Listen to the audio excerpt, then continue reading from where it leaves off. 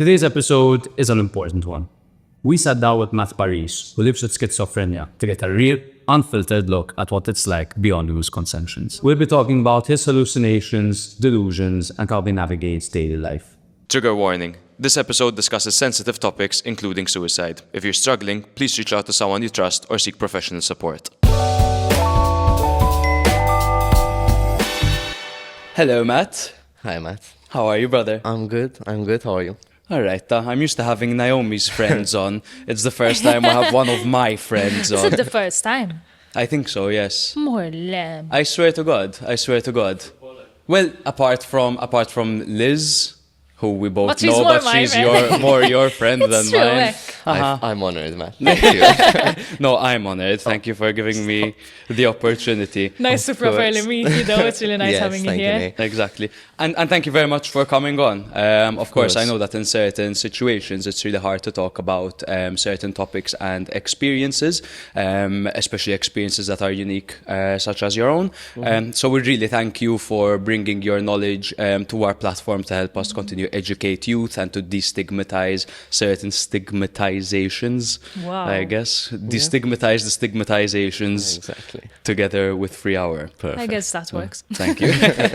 I think a good start for this episode is obviously getting a bit of a definition on schizophrenia for those who might not know what it is or maybe have the wrong impression. So I'd appreciate if you could define it. Absolutely. I think the first thing, like something very important to mention about mental health in general, but maybe even specifically schizophrenia, is that I didn't, turn up at the doctor first day and he just gave me that diagnosis. It's something which takes time. It's something which you can get wrong sometimes.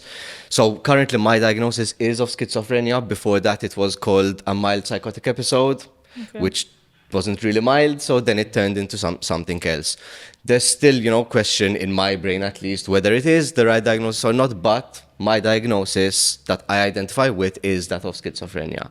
Now, as a diagnosis, schizophrenia has a lot of different things in it, and I don't tick all the boxes, but I tick enough boxes to have the diagnosis.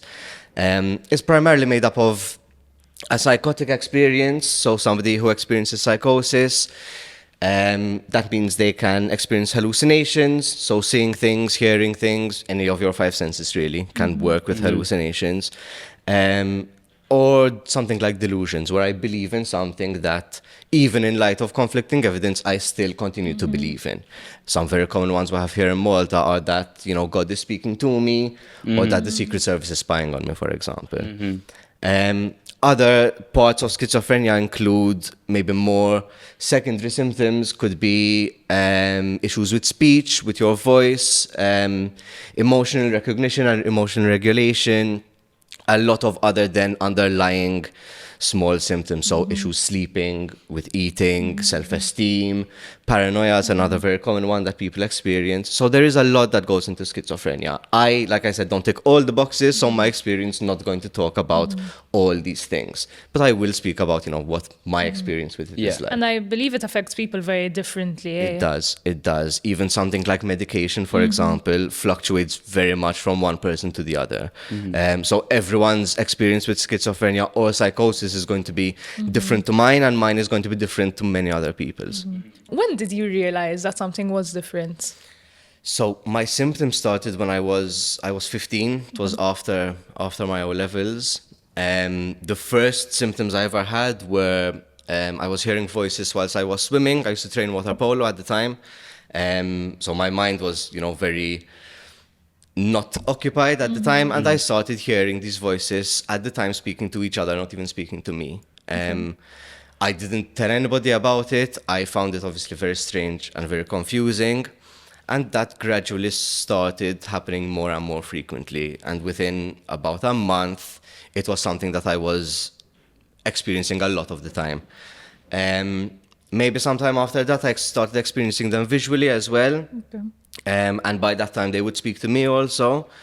the set of hallucinations I had back then when I started were very different to the ones I experience nowadays. Okay. So my experience with hallucinations in the first 2 years of my experience, and I say the first 2 years because I did those first 2 years dealing with it by myself. Okay. I hadn't told anybody about it. Actually, I had told a few of my friends, but I was 15, they were 15. Yeah. We didn't really know I think what to do you with probably it. didn't even know what schizophrenia was I at had the time. no idea. In fact, something that then led me to seek help, primarily what led me to seek help was that my grades were slipping and I was going to get in trouble. So my wake-up call was that you are going to get found out because there is evidence that you're not doing well, sort of thing. Which now looking back I can see is very backwards, because I should have sought help, because I wasn't feeling great, because I was not socializing, I was not sleeping, I was not eating, there were all these problems. But something very true about psychosis and schizophrenia is that there is a lot of fear and a lot of shame that comes with it. Right, you mentioned the stigmatization before. Part of that not speaking out in the first 2 years was the fear of people thinking I'm crazy, people not being friends with me anymore, being locked up maybe, something being wrong with me. So then when it got to a point where I couldn't handle it all by myself anymore, I decided to speak out. And that's where sort of I started getting help, going to therapy, psychiatry, taking medication, and all of that. How was that? It must have been difficult to sort of speak out. How do you even tell people? Especially when you're so young. You must have been 17 at this point. I was 17 when I told my parents. And I told my mom first, and it took me a good 2 hours to tell my mom. I didn't look her in the eye once. I cried the whole time. And I could barely get any words out. So it was a harrowing experience. It was very terrifying. At the time, it felt like I am risking everything by saying what I'm saying. I don't know what's going to happen to me when I say this. Plain and simple, it could be put down to, I don't know if my mother's going to love me anymore if I tell her this, which is a very difficult thing to experience, especially at 17 when you already don't know what's going on. You're already going through so many changes emotionally and mentally regardless. Exactly. So it was definitely a very difficult thing. And even getting into psychology and psychiatry and speaking to other people about it and learning about it was a very good thing, but a very, very difficult thing to go through, definitely. And following that conversation, what were the next steps that you had to take? So the steps after that were, thankfully I have a great support system, and I had, people willing to go out of their way to seek help for me and find professionals who would fit with me and all of that, which was very helpful. So, within a couple of weeks, I had started seeing a psychiatrist, I started taking medication, and I started going to therapy. And I will be very honest, I don't remember too much of that whole process, but I do remember sort of, first of all, the struggle with medication. And I think maybe this is a good time to mention antipsychotic medication in particular can be a very heavy medication. It has a lot of side effects with it. So in fact, a lot of people that experience psychosis or schizophrenia have a very hard time taking or maintaining their medication because of the side effects and because of a lot of other things as well. So the side effects were something very difficult for me to come to terms with, even in my day-to-day life. I was still at sixth form at the time, and I used to take my medication in the morning, get to school, and sleep for the first couple of lessons, right? And not sleep because I didn't sleep the last night or sleep because I didn't want to go to my lessons. When I tell you I take the medication and within half an hour, 45 minutes, I will be asleep. Doesn't matter where I am, doesn't matter what I'm doing, I will be asleep. So I think that for me and for I think a few other people that experience psychosis is a very difficult thing. Taking medication and understanding why I need to take medication and understanding why I need to continue taking medication, even though I feel sometimes worse when I take it. How did you deal with that then, sort of finding the right medication for you and dealing with the side effects? So that's something which in all mental health we see as something very real. Medication doesn't work the same on everybody. It could be antipsychotic medication. Something that works on me might not work on right, you. It could be antidepressants. It could be something like a painkiller, which works better on me than it does on you. Anka xaġa bħal Panadol realistically. Exactly. So I think I had a good, obviously because of where I was when I was 17 and spoke out about it, I had sort of complete trust in what was happening around me. I had good support from my family, and I trusted the professionals to, have my best interest at heart, sort of thing, which was a very good thing. And I spoke up when I couldn't handle my medication or there was a problem with it, and we always tried to find a solution. And what's good is that, as I grew and I started taking the medication, obviously my body got used to it, so side effects were a bit better. My issue, and again, I will say another issue that a lot of people with psychosis and mental health in general experience is the start-stopping medication. So if, I forget to take my medication for a couple of days, I know that when I take it next, those side effects are going to be a bit harder. Yes. Those side effects are going to hit me a bit more. Okay. So then I decide to not take it, and it takes longer. So I'm not going to take it again. And then I need to start again from the beginning. So then, after, tweaking and figuring out what works for me, what I need, what helps, what doesn't, we got to a place where I had a good, stable, medication regimen. And then after a while, because obviously I went through puberty, adulthood, and whatever, things change, I managed to maintain control over my condition a little bit better throughout the years. So then medication could change as well. I'm not on as high a dose as I was back when I was 18, nowhere close. Which is a very positive thing, but at the same time, that was something that I had to go through to get to where I am nowadays. Is it completely permanent? Do you live with schizophrenia for the rest of your life? So most people do. Schizophrenia particularly, yes, it will be something that is chronic most of the time. Psychosis, not necessarily. And there is a very big difference between the two. Psychosis is something that you can experience either from another mental illness. So, for example, people that experience bipolar might also have psychosis in their bipolar as an experience. But you can experience psychosis without any mental health problems. You can experience psychosis if you have a very high fever, for example, or if you're dehydrated, if you take certain drugs. So it by itself is not sort of this grand thing that, only 1% of people can have. It's a symptom of many different things. Exactly. And at the end of the day, it is scary, definitely, and it's very confusing, and it can be very hard for people to understand. But it is, or it can be at least manageable. And with the right support and the right, people around you and systems around you, it can be something which you can very easily, well, not very easily maybe, but you can make the effort to live with, essentially. I wanted to bring up, Matt, as you know, we were supposed to record yesterday, but thankfully we were able to reschedule. When I asked you for the reason, you told me that you had quite a tough episode a couple of days ago that still affected you.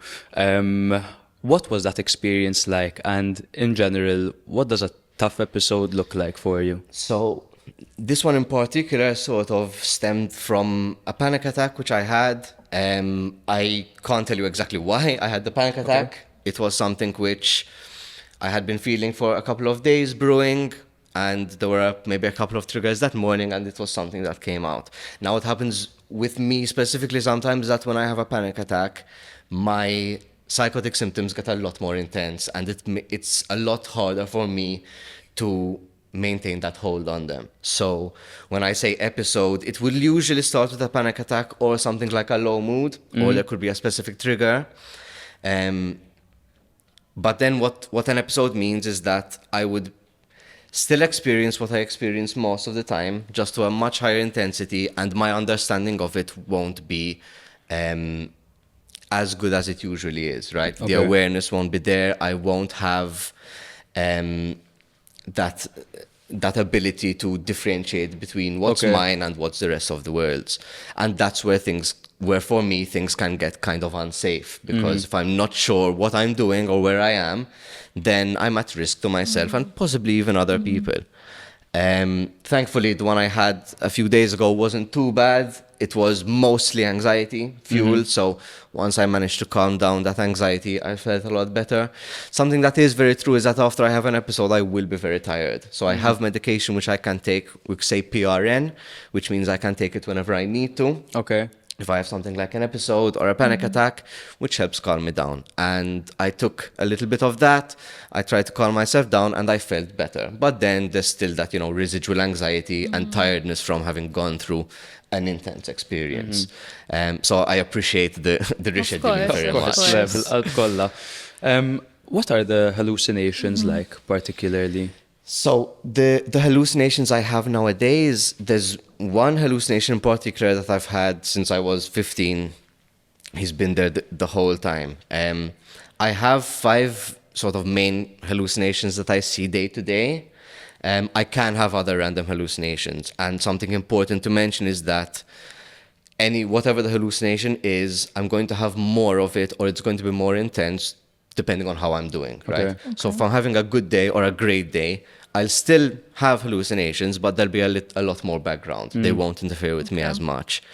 The less maybe secure in myself I feel on a particular day, maybe there's something that's making me anxious or something happened and my mood's not too good. The same as all of us, really and truly. If I'm anxious about something and I go somewhere and somebody picks on me or says something that I don't want to hear, if I'm already coming from a place of anxiety, I might not like it and it might affect me more than if I was, having a good day. So maintaining my anxiety and my mood are 2 very important ways of me to cope, right? So if I take on too much stress or if I'm, going through a bout of depression where things seem really bleak, that is what I need to focus on first. Because if I don't focus on that, my hallucinations are going to, be absorbed in that content and I'm going to hear a lot of things related to stuff that I'm already anxious about. So I have that one hallucination in particular, and nowadays I have another 4. They all sort of came in at different times. The most recent one was maybe a couple of years ago. And like I said, they're at different times. Sometimes they can all be there at the same time. I see them both. I hear them and see them both. So they're both auditory and visual, a lot more auditory. So visual won't always be the case.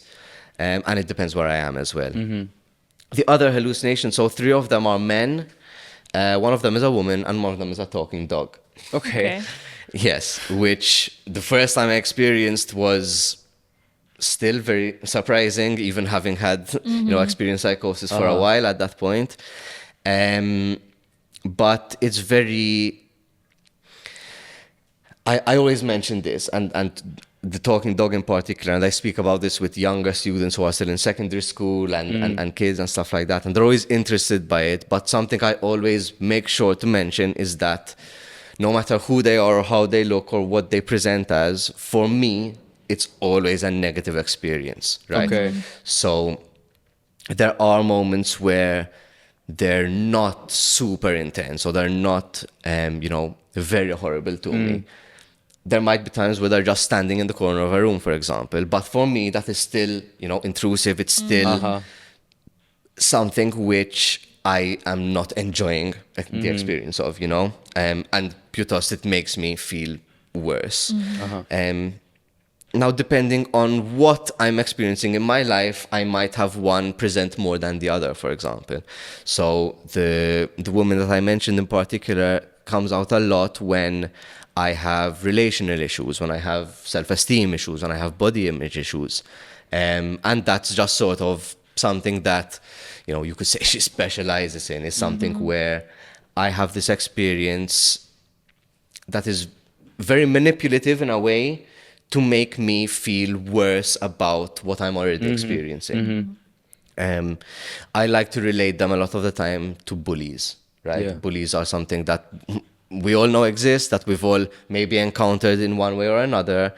And even the way I deal with them is very much in that way. If somebody's bullying me and I'm always confronting them and showing them that it's working, that, might make them bully me more. If I totally ignore them and I'm rude to them, that might, tick them off and they might do it more. So something that I do consciously and now unconsciously every day is, accept that this is something that I live with, accept that I'm going to have a day interrupted by these hallucinations, but whatever is said, the content of what they say and what they're talking about and how they say it, as much as possible, I will not let affect me. Now, like I said before, if I'm having a bad day, I'm feeling, that my hair is a massive mess and all these hallucinations are telling me that my hair looks trash, I'm going to feel that maybe a bit more than if they were to mention something else. So then it does play into what I'm experiencing in my life as well. If I'm worried about my exams, for example, which was something very difficult for me to do, probably the most difficult thing I've ever had to do were probably exams. I did my psychology intermediate exam about 5 times. Now, I work in mental health. I'm pretty sure I know the content, but the experience of being in an exam session that quiet, having hallucinations, both visual and auditory. I mean, there would be times that my hallucination would cover the paper with his hand and I can't see, can't read the paper. I'm not about to, get up in the middle of an exam hall and tell him to move his hand. So I used to just have to sit and wait or go to the bathroom and come back.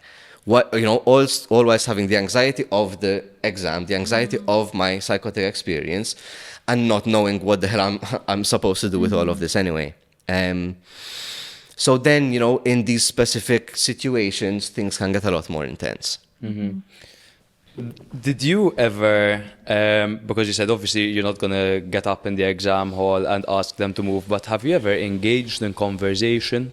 So for the first 2 years, I used to engage in conversation. And like I said, the set I had back then was very different. So I had hallucinations that were almost like friends of mine for those first 2 years. And they weren't too negative. They weren't, they didn't used to tell me bad things about myself. They were more along the lines of friends, What happened was then when I started therapy, one thing that we discussed was reducing symptoms as much as possible, right? Because even if they are nice to me, at the end of the day, it is still a hallucination and it is still a symptom that we want to reduce as much as possible. And, since that time, I didn't really get those hallucinations anymore. Then, like I said, those new, more negative ones were introduced later on in life, which is something that I have had experience with. Like I said, I can have other random hallucinations, so it wasn't something by that time which was too shocking for me. What was your question?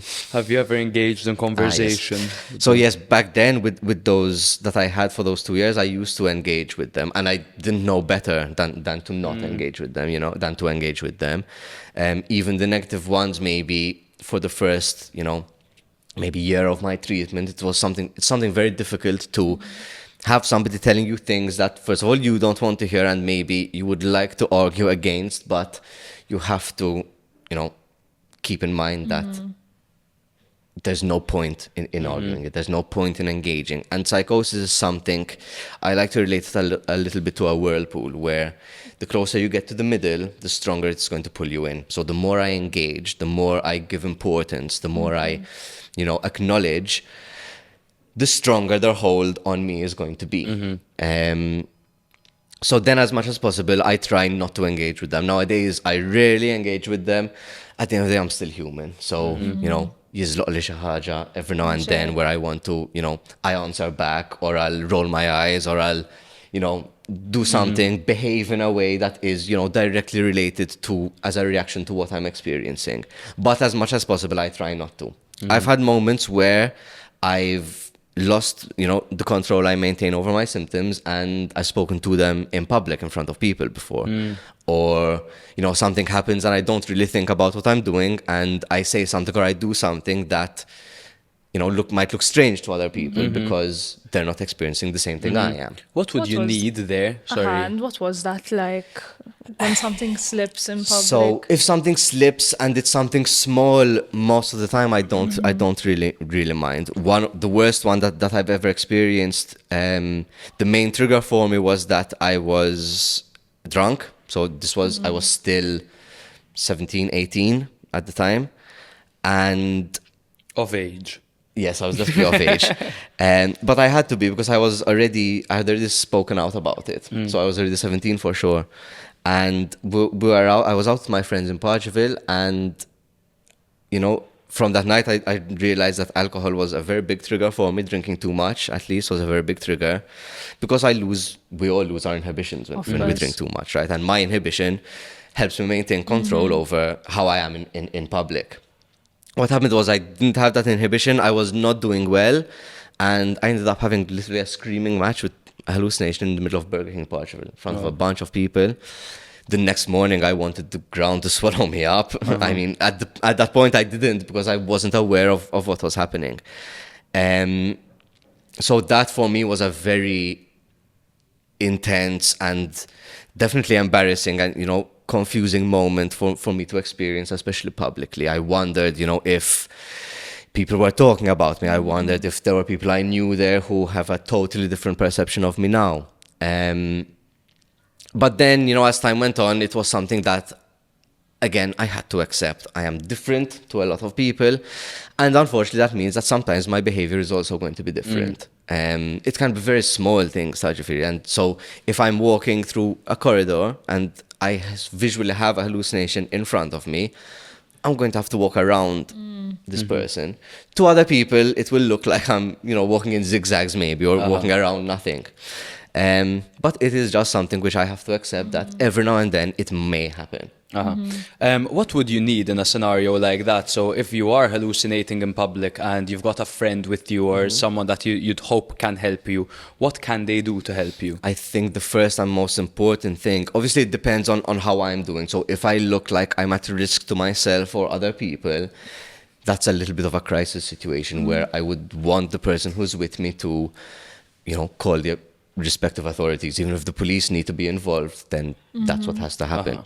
If it's something where maybe I'm just becoming overwhelmed, or I'm just not really too aware of what's going on, the most important thing is to maybe get me to a place where I'm a bit more alone, I'm a bit safer, and safer even from just people viewing me around me, And then, so I have an advance directive, a little bit like a safety plan for when these things happen. So the person that I'm with, if they're, if they understand what I would need, would probably call my mom or somebody else that I'm close to. It would most likely be my mom, who would either come for me or somebody would come for me, because I'm not in a state to drive or go anywhere by myself at that point.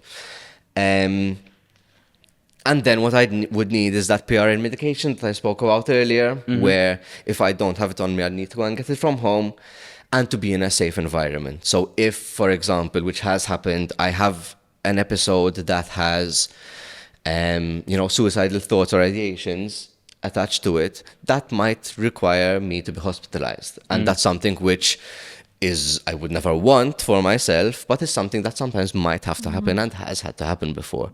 If it's something that's maybe not too extreme, not too much of a crisis, I would need to be in a place that's safe. So my house or my parents' house, or at least somewhere where I feel comfortable and familiar, and maybe even just to be left. Not maybe alone, because it's always good to have somebody there just in case I need anything, or to make sure that I'm not going to become a risk. But even just time for me to distress, to calm down, to let it pass, to let the medication work. What would usually happen is that I would end up falling asleep after. It could take a while, it's not always the same. But the experience itself is very tiring. The medication itself is a little bit sedative, so that helps me then get to sleep. And I usually wake up better than I was before. It's one of the worst ways to wake up, though. It's a very tiring waking up, funnily enough. How often would it get so extreme?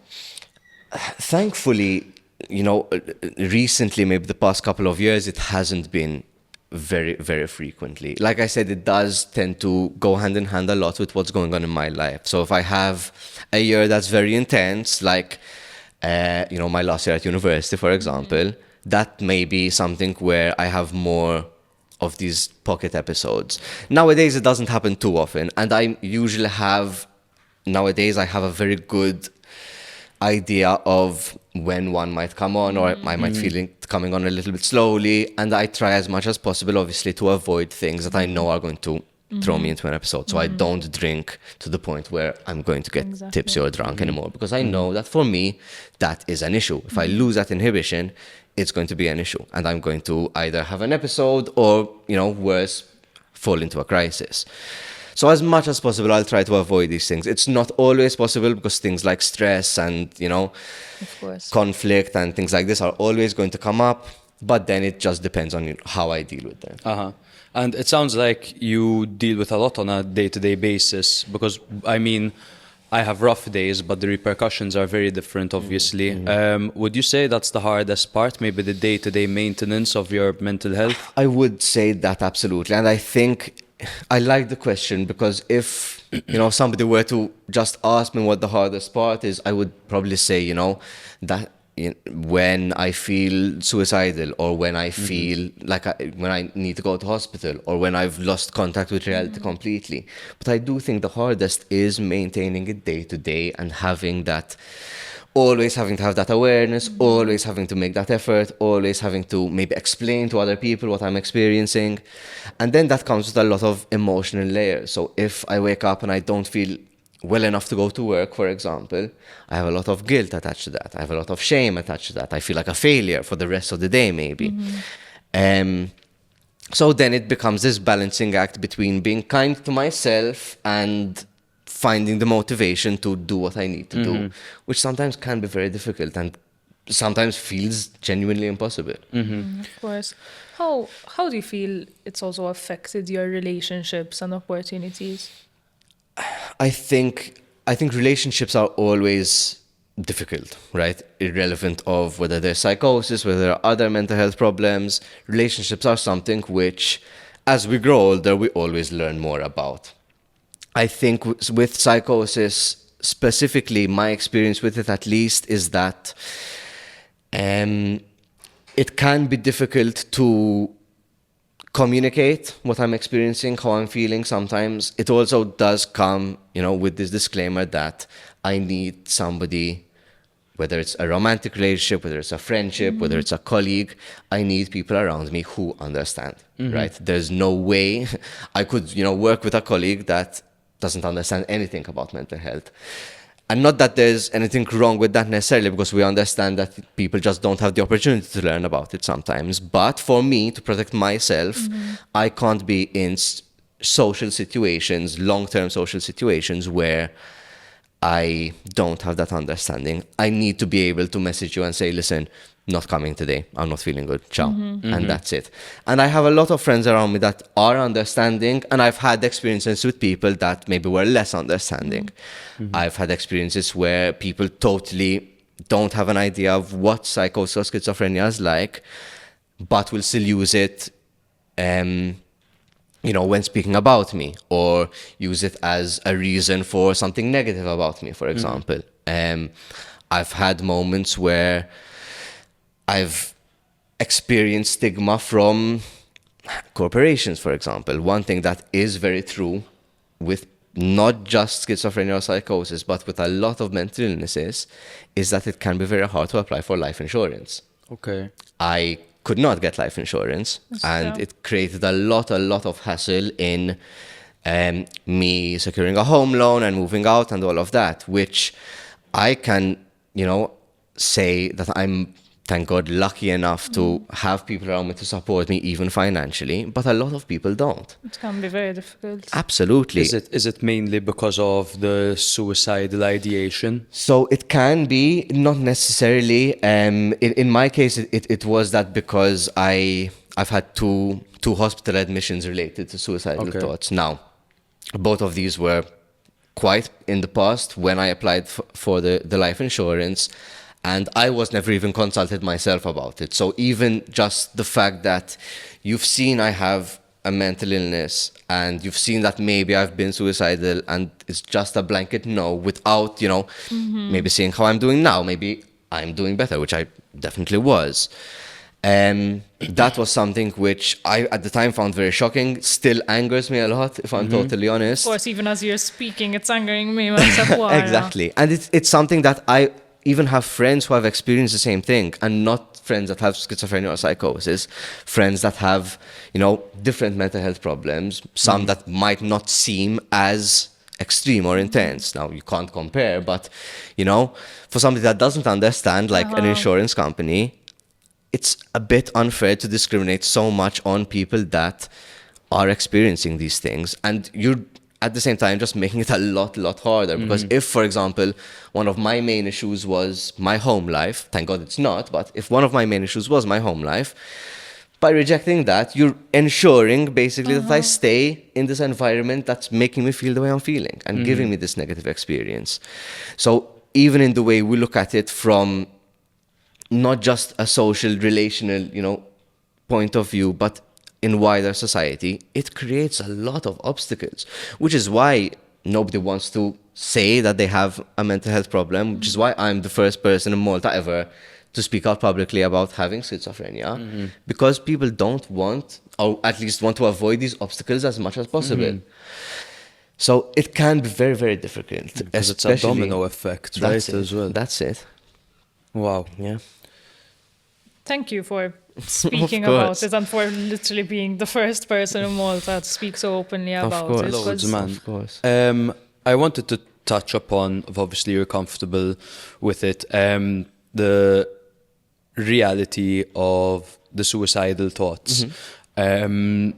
Are the suicidal thoughts, and again, feel free to stop me when you want, are they directly related to you being in a hallucinated state, or does it come within the coping of the condition? So the way I've experienced it is that it comes apart from obviously you can't separate it because it's just my experience, right? My life is that little bit more difficult because I experience these hallucinations, which maybe make me more likely to think about something like suicide.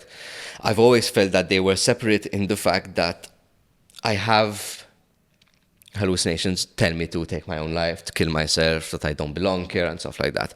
It happens much more often than you would think. So it's something that I am almost immune to hearing. If a hallucination tells me that, it's not going to plant the seed and make me feel like I want to do it. But then the flip is that when I do organically, genuinely get to that point where I do start feeling that way, hallucinations make it a lot worse, right? If we get into a state that we're speaking about before where I don't have the awareness, that can be very dangerous. But even if I don't get to that state, having, feeling like you want to take your own life and having, for me at least, because I experience it, other people telling you that you should, is a very difficult thing to experience. And it doesn't get easier. So every time I felt suicidal, it's been terrifying. It's been something which I know my hallucinations are going to flare up. I know it's going to be more intense. I already know what the content's going to be like. And every time I hear it when I'm in that state, it just makes me feel 10 times worse. So yes, I think it's something which is common in mental health all over. I don't think suicidal thoughts are something out of this world. I think it's something that is a very normal thought to have within the remit of mental health. At the same time, I can't totally, separate it from my condition with psychosis, because they do very much go hand in hand. I have a previous abandoned suicide attempt, which means that I was going to try and I didn't at the very last second. This was 5 years ago now. So even in that, I still remember that experience very well. Obviously, it was a very traumatic experience for me. And that was a situation where I started to lose that awareness a little bit. It was a very big risk for me. But thankfully, I managed to get through that. I've had others since then, not attempts, sorry, thoughts since then. But that is something where I will put my foot down. I am somebody who, despite everything and despite how much I preach and talk about all of this, I'm not great at asking for help. I'm not. If I'm not having a great day, I might prefer to stay by myself and not speak to anyone about it. I acknowledge that sometimes it's not a very good thing, but when it comes to risk, and especially risk of suicide, I am very strict with myself then. If I feel 1% that I'm feeling this way, I will speak to somebody straight away. If I need to go to hospital, I will go to hospital. That's not a problem. So abandoning any sort of pride, I feel Exactly. like is Exactly. essential. Let's flip it a bit. What do you do on a day-to-day basis to ensure that these things don't happen? What's your day-to-day maintenance like? Is there a routine you go through that ensures that your mental health is in check? Any recommendations you might have for people?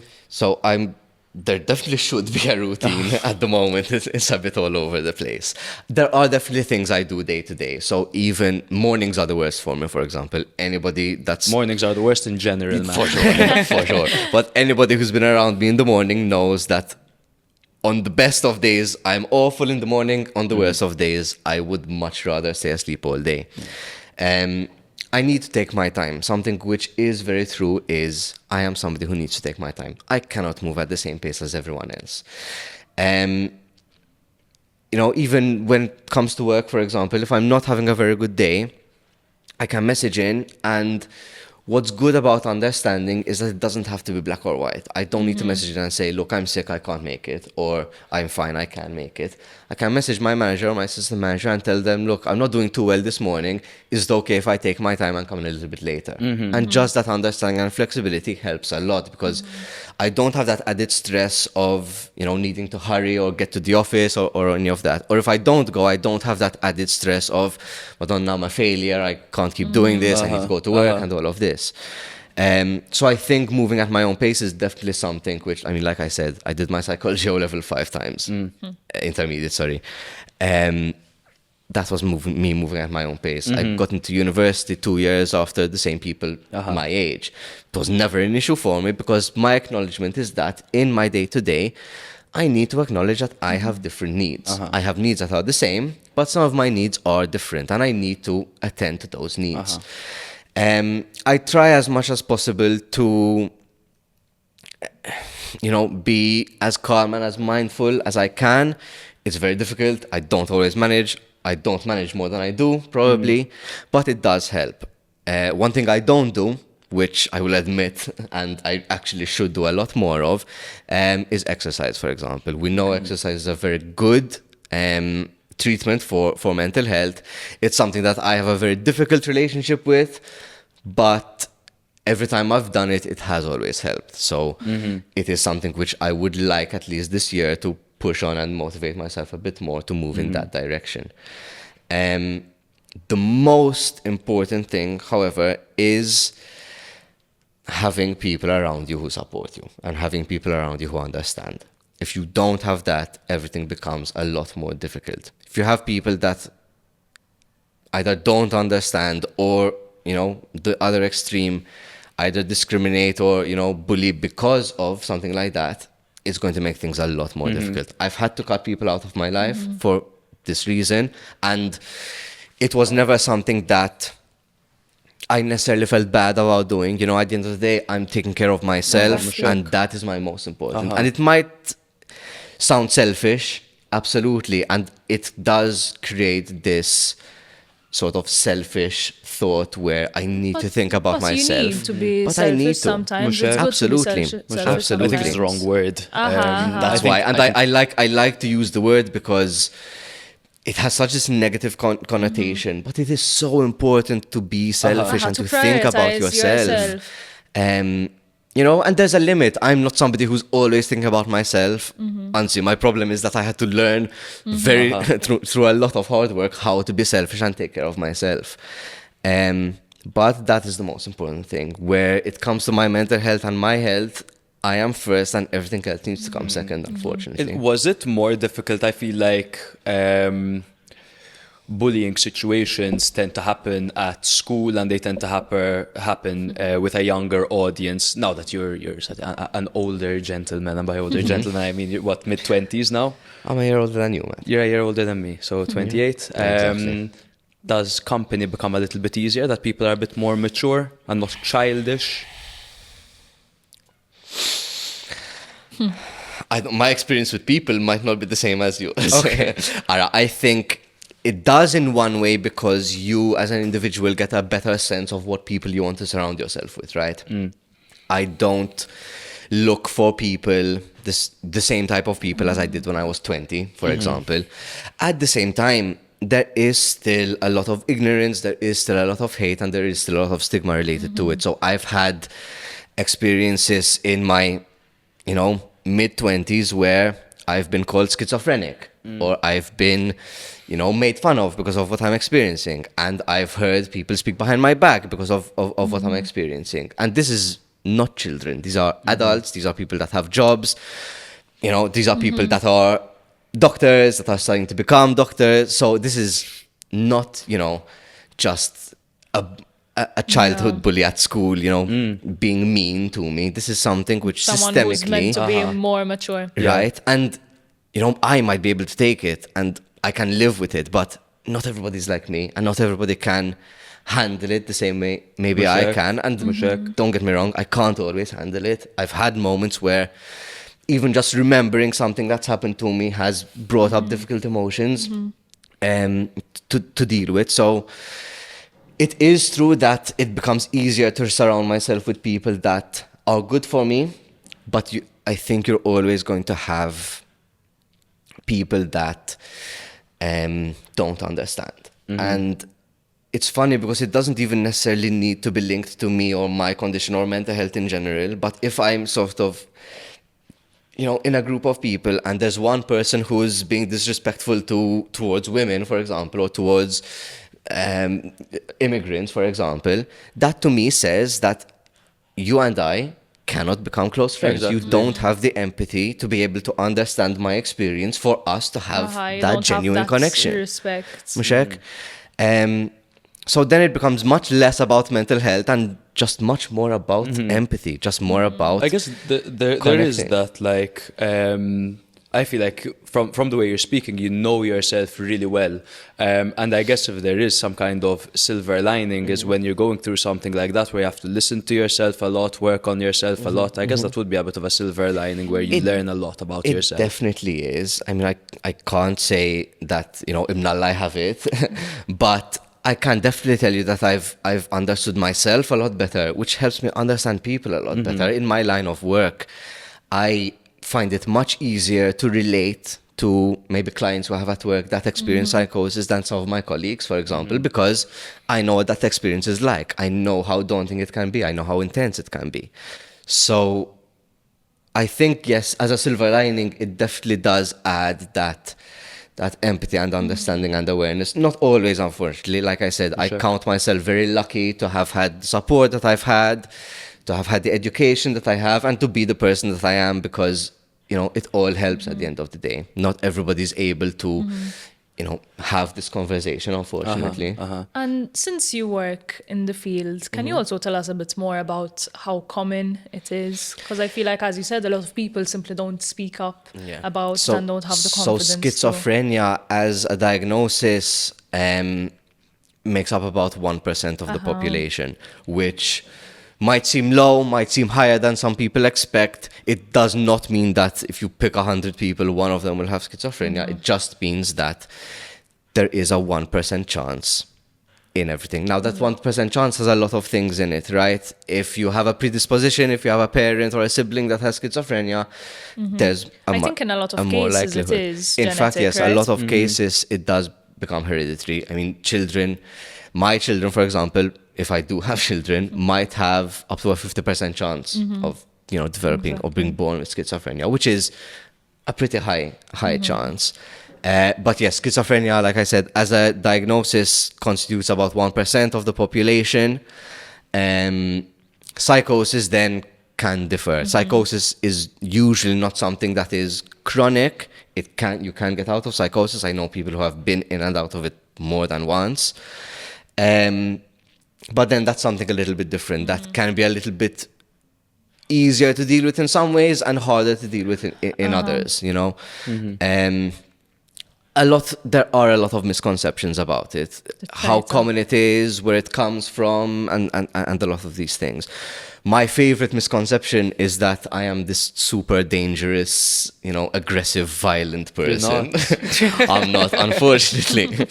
I mean, it wouldn't hurt if I were a bit more assertive sometimes, but no, in fact, I've seen in my life very, very, very few people be aggressive because of something like psychosis.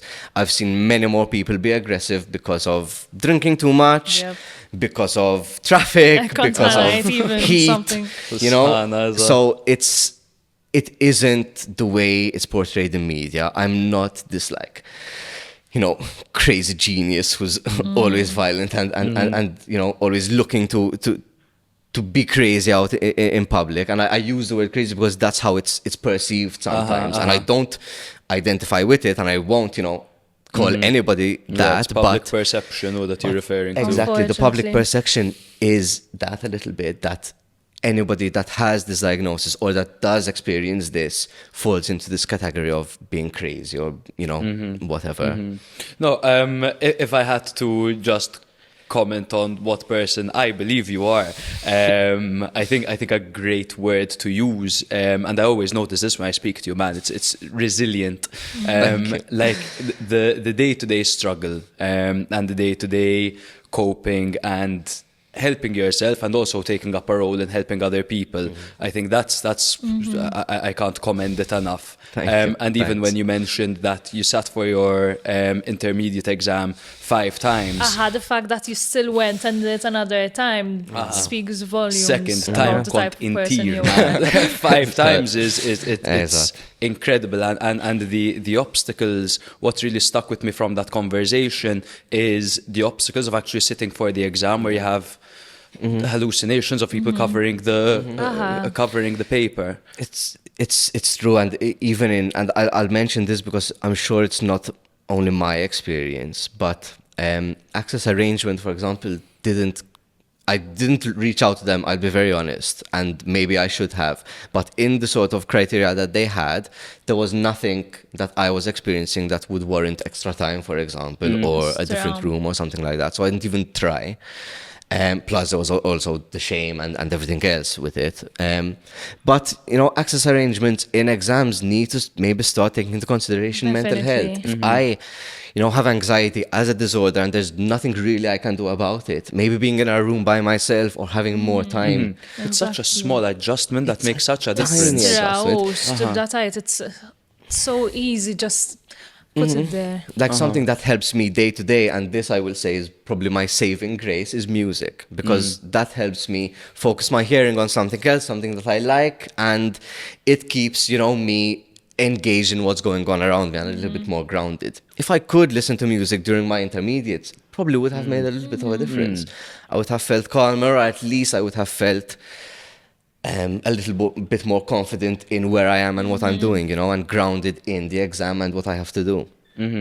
So, I think Thank you we're so much. yeah. thank you. Vera. Loads, and I think we're nearing the end of this episode, and I think I'd like to close it off on, if people are feeling certain symptoms. I'm not specifically talking about schizophrenia, but mental health in general, because that's your specialty. What should they do? Where should they go? So you can, I will start with saying you can always, I work at Richmond Foundation, like you guys know, you can always call Yeah, us I've done at my at placement Richmond. Yes, in fact, I was told. You can always call us there. We work during the week from 8 in the morning till 8 in the evening. What's the number? And on Saturday from 8 till 4, the number is 1770, and it's a free phone. So if you don't have credit, if you, whatever, it's totally free, and you can call in and chat with us. We have an online chat as well, which is olli.chat, which is maybe sometimes easier for younger audiences who don't like speaking on the phone, or somebody who can't speak on the phone. But then besides, all of that, really and truly, it's about speaking to whoever you feel comfortable speaking to. So if you don't want to speak to a stranger about it, find a friend or a family member who you feel comfortable speaking to. I'm not going to tell you, go and tell your parents, because if you don't have a good relationship with your parents, that's not an option, right? Speak to somebody who you feel will understand you, or who you at least feel will support you.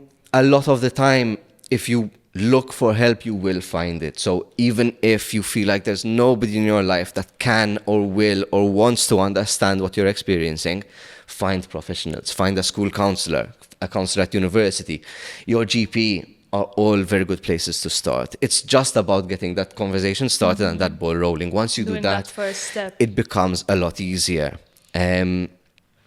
So yes, speak out, and I understand how difficult it is. I spent 2 years thinking about it before I actually did it. It can seem impossible. It can help to find different ways of speaking out about it. Write a letter to somebody, just send a message. paint a picture if you have to, you know, something that I used, in fact, to tell my mom, because I found it so difficult to bring up. Something that I used was a film by Russell Crowe called A Beautiful Mind, right? It was so difficult for me to tell my mother that I was experiencing hallucinations or that I was experiencing this thing, that was a route that I decided, you know, I'm going to get the message across. And at least I would have said something and it would be out there, and then hardly I speak about it again the next day, or I explain better when I can, or I feel like I can.